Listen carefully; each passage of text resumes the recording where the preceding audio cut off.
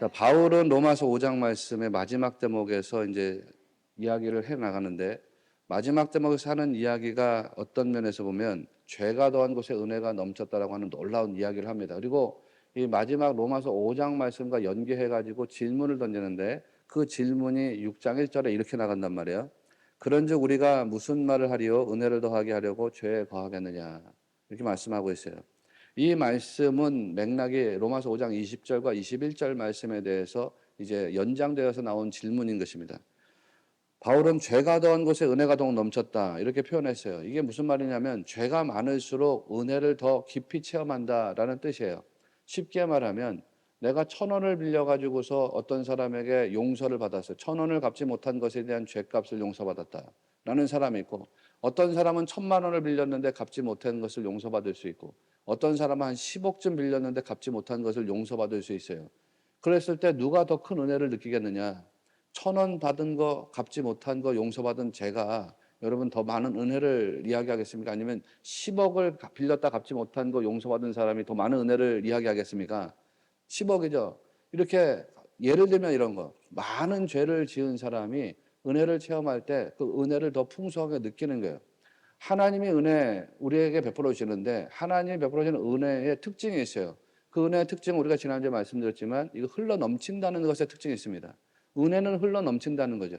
흘러 넘친다는 게 무슨 뜻이라고 했습니까? 가득 채우고도 남는다는 뜻이에요. 가득 채우고 남는다. 그래서 제가 이 컵 이야기를 했지만, 이 컵에서 물이 흘러 넘친다라고 하는 것은 물이 가득 채워지고도 남는다는 뜻이죠. 남는 것이 흘러 넘쳐요. 이게 은혜의 특징이에요. 하나님 은혜는 흘러 넘치는 특징이 있습니다. 이 말은 어떤 의미에서 중요하냐면, 우리가 무슨 죄를 지었든지 간에 하나님은 용서하지 못할 죄가 없다는 뜻입니다. 우리가 아무리 큰 죄를 지었어도 은혜는 흘러 넘쳐요. 그거를 다 덮고도 남음이 있다는 뜻입니다. 우리가 과거에 어떤 사람이었느냐 이거 전혀 중요하지 않아요. 내가 과거에 어떤 존재였느냐, 어떤 죄인이었던가, 어떤 인간이었던가라는 건 하나도 중요하지 않아요. 왜냐하면 은혜의 특징은 흘러 넘치는 것이기 때문이에요. 내가 무슨 잘못을 했든지 무슨 죄를 졌든지 간에 하나님의 은혜가 내게 임했다라고 하는 순간에 여러분의 모든 죄는 다 용서받고, 하나님의 은혜는 그러고도 남는 바가 있다는 사실을 믿으시기를 바랍니다. 이 죄가 너무 넘친단 말이에요. 그래서 사람들이 어떻게 생각하냐면, 죄가 많은 곳에 은혜가 많아. 내가 한 가지 죄를 졌는데 하나님 은혜 받아서 한 가지 죄가 용서받았어. 내가 만 가지 죄를 졌는데 그 만 가지 죄를 하나님 은혜의 특징은 흘러 넘치는 거니까 하나님이 다 용서하시고 나를 하나님의 자녀 삼아 주셨어.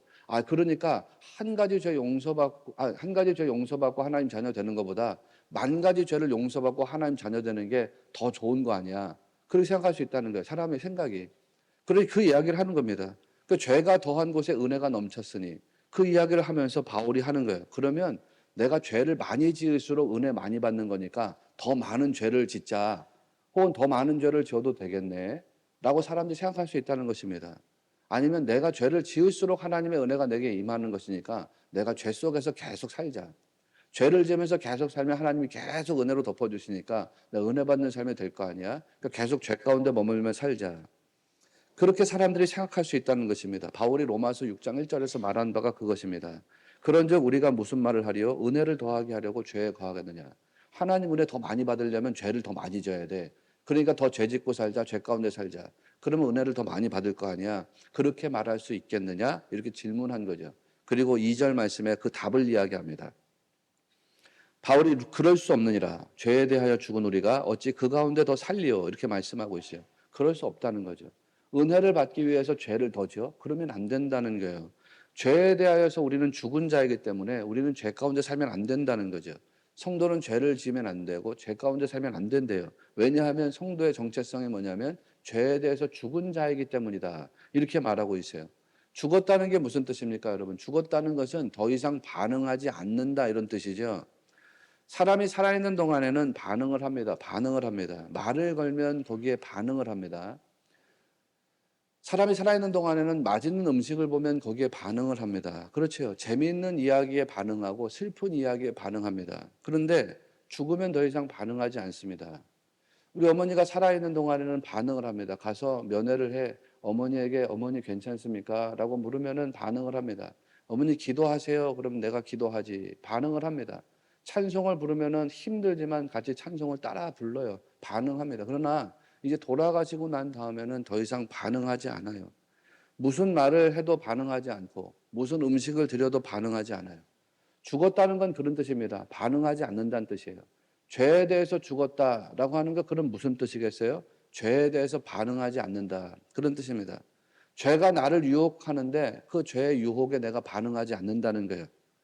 죄가 우리에게 요구하는 게 있어요. 죄가 우리에게 요구하는 건 궁극적으로 하나님으로부터 멀어지게 하는 거거든요. 하나님과 떨어지게 하는 것이 죄가 궁극적으로 우리에게 요구하는 거예요. 죄가 여러분에게 요구하는 것들이 있어요. 그런데 그 죄의 요구에 여러분이 반응하지 않는다는 것입니다. 성도는 그런 존재라는 거죠. 죄에 반응하지 않는다. 그러면 뭐에 반응하느냐? 은혜에 반응한다는 거예요. 성도는 죄에 반응해서 사는 자가 아니라 은혜에 반응해서 사는 자. 왜 예수 그리스도께서 십자가에 달려 돌아가시고 부활하셔서 우리의 죄를 죽이셨다는 거 아닙니까? 예수님이 십자가에 죽으시면서 우리가 함께 죽었다는 거예요. 우리의 죄가 죽었다. 그렇기 때문에 성도는 죄 안에서 사는 게 아니래요. 예수님이 죽으셨을 뿐만 아니라 부활하셨다는 거예요. 그래서 부활하신 예수님과 함께 우리가 어디서 사냐면 은혜 아래서 산다는 거예요. 오늘 말씀해 보면 죄가 왕노릇하는 시대가 끝나고 이제는 은혜가 왕노릇하는 시대에서 살게 됐다는 거예요. 우리가 예수님 때문에. 죄가 왕노릇한다는 건 무슨 뜻이에요? 죄가 여러분을 다스리고 여러분을 이끌어가는 대로 산다는 뜻이에요. 죄에 반응하면서 산다는 거거든요. 그런데 그런 삶을 살지 않는데 이제는 은혜가 왕노릇하는 시대를 산다는 거예요. 은혜가 왕노릇한다는 건 무슨 뜻이에요? 은혜가 여러분을 다스리고 은혜가 여러분을 이끄는 대로 산다는 거예요. 다르게 말하면 은혜에 반응하는 삶을 산다는 것입니다. 이것이 바로 성도의 정체성입니다. 6절을 보십시오. 우리가 알거니와 우리의 옛사람이 예수와 함께 십자가에 못 박힌 것은 죄의 몸이 죽어 다시는 우리가 죄에게 종노릇하지 아니하려 함이니. 그렇죠. 그리스도 예수님과 함께 십자가에서 죽었기 때문에 우리는 죄에게 반응하는 존재가 아니라는 거예요. 죄의 몸은 죽었어요. 그 죄에게 반응하지 마라. 죄를 드러내는 게 아니에요. 7절을 가서 보세요. 이는 죽은 자가 죄에서 벗어나 의롭다 하심을 얻었습니다. 이렇게 말하고 있죠.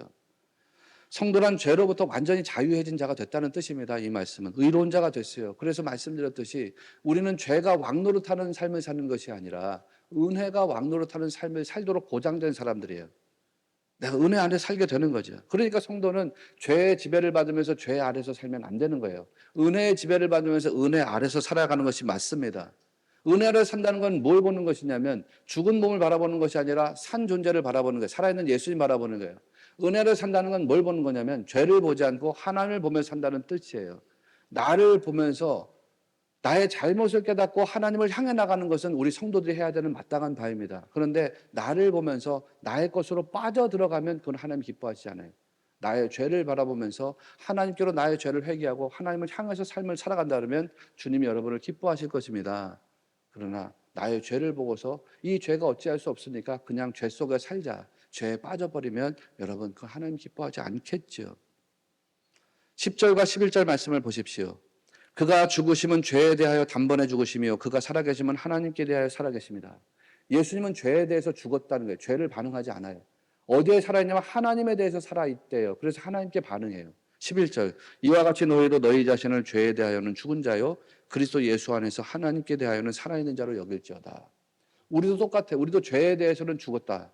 죄에 반응하지 말라는 거예요. 하나님에 대해서 살았다. 그러니까 하나님께 반응하라는 거예요. 하나님께 반응하라. 지금 졸고 있는 분들은 다 죄에 반응하는 사람들입니다. 하나님에게 반응하라. 하나님 말씀에 반응하는 거죠. 하나님 말씀에. 하나님의 뜻에 반응하고 은혜에 반응하고 나를 자꾸 보면서 내 안으로 빠져들어간다. 그러면요 사람은 실족해요. 그렇죠. 나한테 아픔, 질병이 있어. 질병. 내 질병인데 자꾸 내 몸에 아픈 것을 보게 되면 내 몸에 아파. 내 몸이 아픈데 나 왜 이렇게 아플까? 왜 이렇게 고통스러울까? 왜 이럴까? 라고 하면서 계속 생각하고 계속 바라보게 되면 결국 사람은 실족하게 돼요. 그러면 신앙생활 떠나야 돼요. 여러분 기독교는 해석의 종교입니다. 해석을 잘해야 돼요. 하나님의 섭리가 뭔지를 해석 잘해야 되고 하나님 말씀이 뭔지를 해석 잘해야 되고 뜻이 뭔지를 해석 잘해야 돼요. 성도들이 하나님을 자꾸 잊어버리게 만드는 게 사탄의 방법이라는 것입니다. 하나님을 잊고 하나님 은혜를 잊어버리게 만들어요.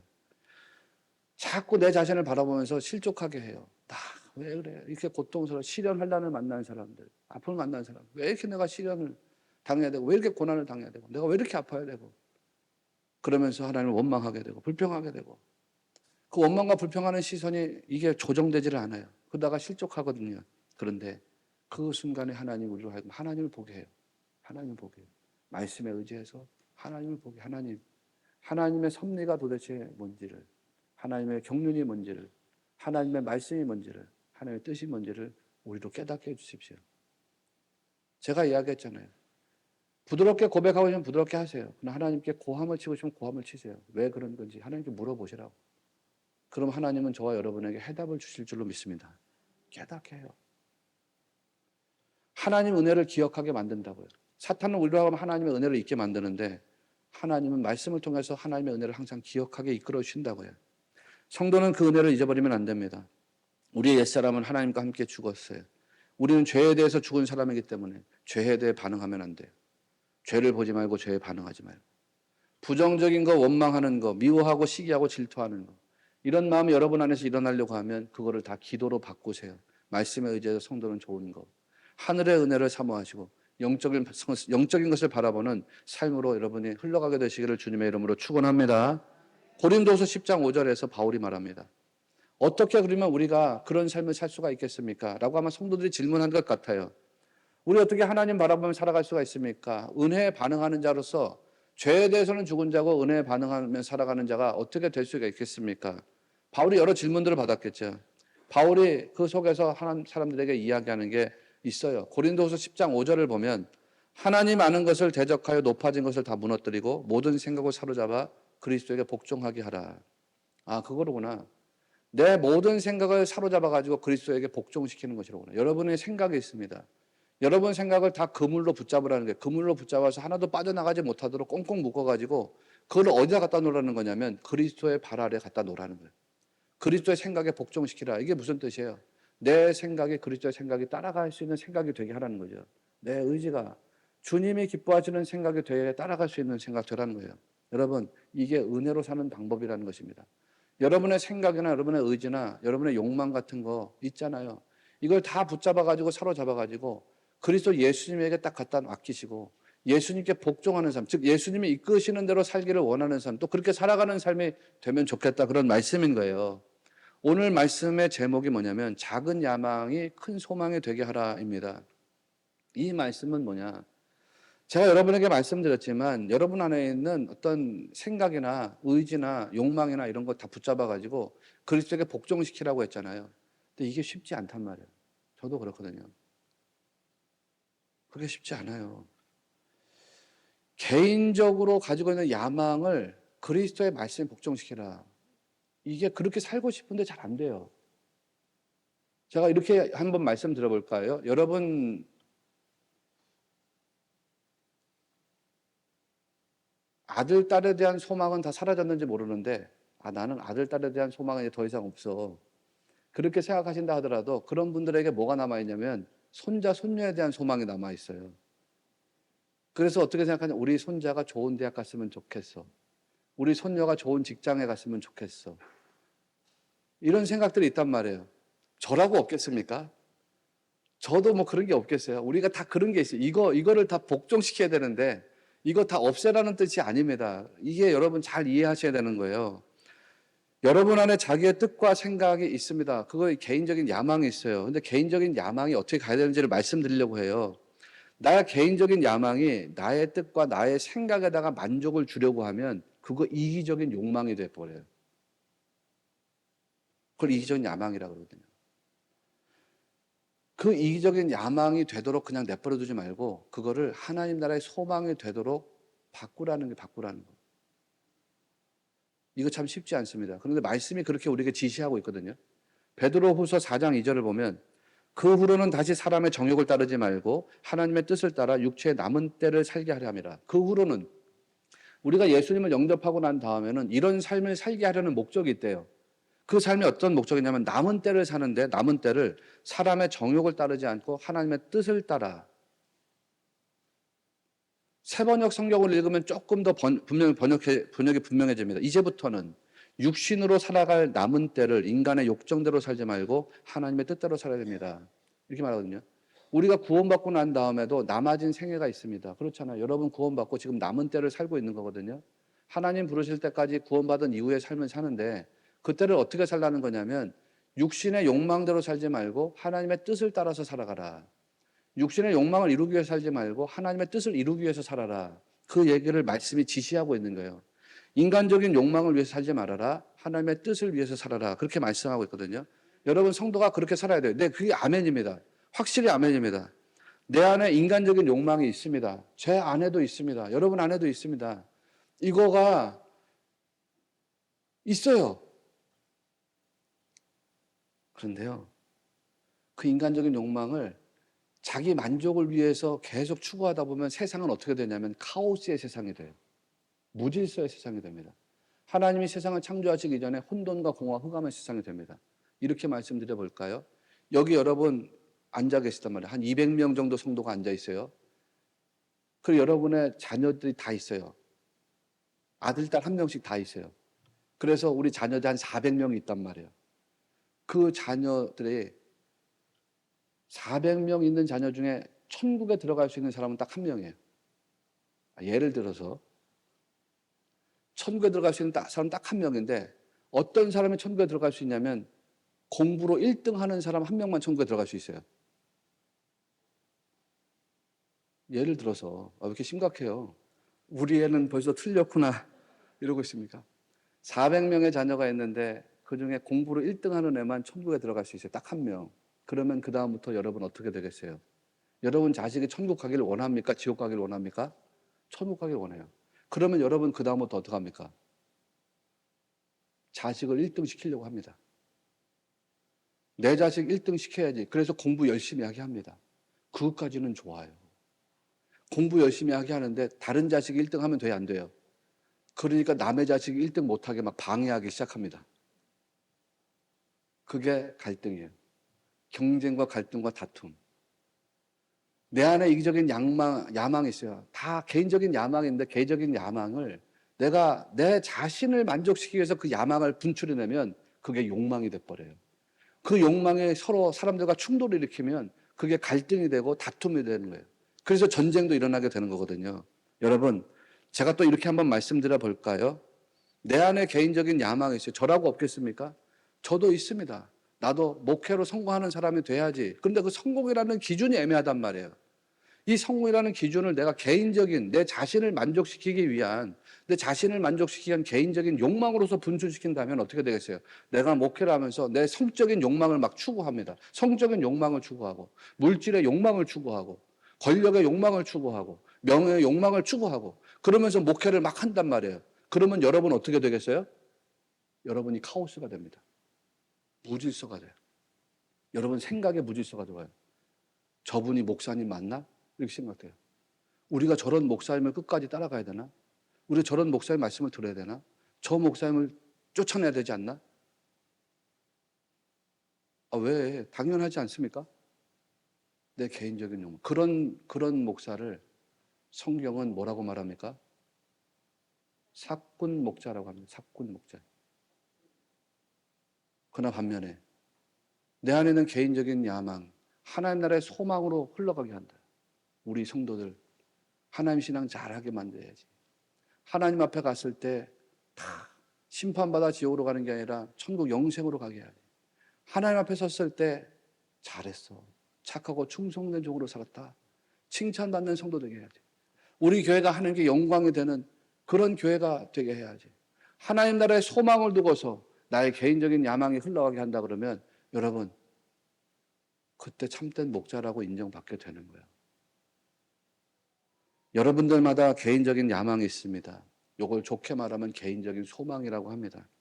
어떤 사람은 학문을 성취해서, 어떤 사람은 직업을 성취해서, 어떤 사람은 가정을 성취해서, 어떤 사람은 뭔가를 성취해서 좋은 인생을 만들기를 원합니다. 이거 나쁜 거 아닙니다. 나쁜 거 아닙니다. 여러분 꼭 그렇게 되십시오. 여러분 학문을 성취하든지 직업을 성취하든지 뭘 성취해가지고서 좋은 인생을 이루십시오. 그런데 있잖아요. 그 개인적인 야망이 거기서 끝나지 말라는 거예요.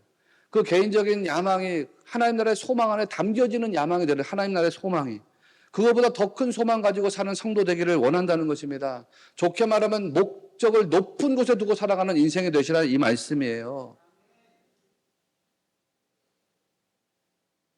제가 오늘날 교회 이전 선배 목사님들이 고지론이 다 실패했다는 이야기를 들었습니다. 너네들 자라서 뭐가 되라. 근데 뭐가 되라는 건 사실 나쁜 말 아니죠. 너 커가지고 재벌이 되라. 너 나중에 대통령 되라. 너 나중에 뭐가 되라. 좋은 사람 되라. 직업에서 뭘 얻어라. 좋은 학자가 되라. 다 좋은 말입니다. 그런데 아쉬운 게 뭐냐면 그 좋은 말 뒤에 뭔가 더 있어야 되는 말을 하지 않았다는 거예요.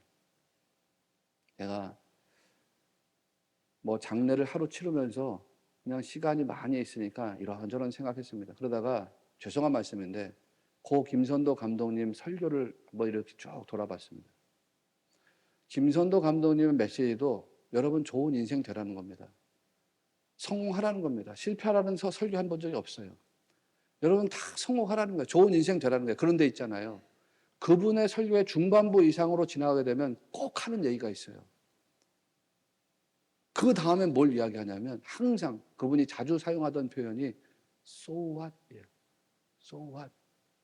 그래서 그 다음에 어떻게 할 거냐. 그래서 그 다음에 뭘 할 거냐. 여러분 직업을 성취하십시오. 그거 좋은 일입니다. 그리고 난 다음에 하는 말이 있어요. So what. 그래서 뭘 할 겁니까? 성공을 하십시오. So what. 그래서 그 다음엔 뭘 할 겁니까? 좋은 대학을 들어가십시오. 좋은 직업을 성취하십시오. 좋은 일꾼이 되십시오. 그리고 난 다음에 생각하네. 그리고 난 다음에. 그리고 난 다음에 뭘 할 것입니까? 저는 여러분에게 세상에 나가서 성공하지 마라. 세상에 나가서 뭐 실패하라. 그런 얘기 하는 것이 아닙니다. 여러분이나 여러분의 자녀들이 학문을 성취하는, 공부 좋아하면 그 아이가 학문을 성취해야 해요. 뭔가 사업 잘하는 능률이 있으면 그 아이가 사업 성취해야 돼요. 뭔가 직업에서 뭔가 탁월한 역량이 나타나면 그 직업을 성취해야 돼요. 여러분이 가정을 화목하게 이루기를 원하면 가정을 화목하게 이루는 그런 성취자들이 되시기를 축원합니다. 좋은 인생 되세요. 그런데 그 다음에 생각하세요. 그 다음에 뭘 할 거지? 내가 직업을 이루고 난 다음에 어떻게 살아요? 직업을 이루고 난 다음에 so what? 개인적인 야망에 내가 따라서 살고 그 개인적인 야망에 만족하는 인생 산다 그러면 그게 무슨 의미가 있겠냐 말이에요. 그 개인적인 야망이 하나님 나라의 소망 안에 담겨지는 자들이 되기를 바랍니다. 하나님 나라의 소망으로 흘러가는 거. 내가 이 직업을 이루고 하나님 나라를 이루어야지. 제가 짐 콜린스라고 하는 경제학자를 좋아하는데요. 짐 콜린스하고 빌 레이지어가 공동 저자로 되어 있는 책이 B2.0인데 이 B2.0이 우리말로 번역돼서 좋은 리더를 넘어 위대한 리더로라는 이 제목으로 번역돼서 나왔습니다. 거기 보니까 위대한 리더들의 공통점이 있더라고요. 위대한 리더들의 공통점 중에 하나가 뭐냐면 이런 거예요. 자신의 야망과 자아를 자기가 설정한 대의에 복속시켰다. 다시 한번 잘 들어보세요. 자신의 야망과 자아를 자기가 설정한 대의에 복속시켰다. 위대한 리더들의 공통점이라는 거예요. 너무 성서적이지 않습니까? 이렇게 바꿔볼까요? 자신의 야망과 자아를 하나님 나라의 소망에 복속시켰다. 놀랍지 않습니까? 위대한 리더들의 탁월함, 자기 자신의 야망이 있고 자아가 있어요. 생각이 있는데 그거를 갖다가 자기가 설정한 대의가 있어요. 큰 뜻이 있다는 거예요. 큰 뜻. 거기다 갖다가 복속을 시켜버렸다는 거예요. 그래서 자기의 야망을 때로는 희생시키기도 하고 그걸 성장시키기도 하고 여러분 가지고 있는 개인적인 야망이 하나님 나라의 소망 안에 담겨지는 자들이 되기를 주의 이름으로 축원합니다. 담겨진다는 게 은혜인 거예요. 그게 놀라운 축복이고요. 우리가 그런 말 잘하지 않습니까? 바닷물에다가 민물을 한 트럭을 갖다 부어도 바닷물에 짠맛이 사라진다고 안 사라진다고요? 안 사라져요. 민물을 아무리 갖다 부어도 바닷물에 짠물이 사라지지 않아요. 바다가 그만큼 넓기 때문에. 하나님 나라의 소망 안에다가 여러분의 개인적 야망을 갖다가 집어넣어 버려라. 거기다 복속시켜 버려라. 그러면 여러분의 야망이 뭐가 되는지 아십니까? 그게 하나님 나라의 소망이 됩니다. 그래서 어떻게 바뀝니까? 내가 가정의 행복을 이루어야지. 거기서 끝나지 않아요. 가정의 행복을 이뤄서 하나님께 영광이 돼야지로 가요. 가정의 행복을 이뤄서 하나님 나라의 소망을 이루는 그런 가정이 돼야지. 내가 직업을 성취해야지. 직업을 성취해서 내 만족이 돼야지가 아니에요. 직업을 성취해서 하나님 나라의 쓰임을 받아야지가 돼요. 내가 학문을 성취해서 하나님께 영광이 돼야지. 내가 뭐를 성취해서 하나님께 쓰임 받아야지. 이렇게 생각이 바뀌게 된단 말이에요. 하나님의 소망 안에 담겨지는 것이 바로 이런 거예요. 나는 우리 성도들이 다 그렇게 되기를 바랍니다. 그러면 있잖아요. 여러분의 야망이 카오스가 되지 않고 코스모스가 돼요. 놀랍죠. 내 개인적인 야망이 하나님 나라 소망에 담겨서 나의 야망이 성취가 되면서 하나님의 영광으로 향해 간다면 그것이 있잖아요. 카오스, 무질서의 세계로 흘러가도록 세상을 조성하는 것이 아니라 코스모스, 질서의 세계가 되게 하시는 거예요. 여러분 직장에서 하나님 나라를 이루는 자가 되고, 가정에서 하나님 나라를 이루는 자가 되고, 우리 교회가 하나님 나라를 이루는 교회가 되고, 신앙하는 삶이 하나님 나라를 이루는 신앙이 되는 것입니다. 그렇게 되기를 주의 이름으로 축원합니다.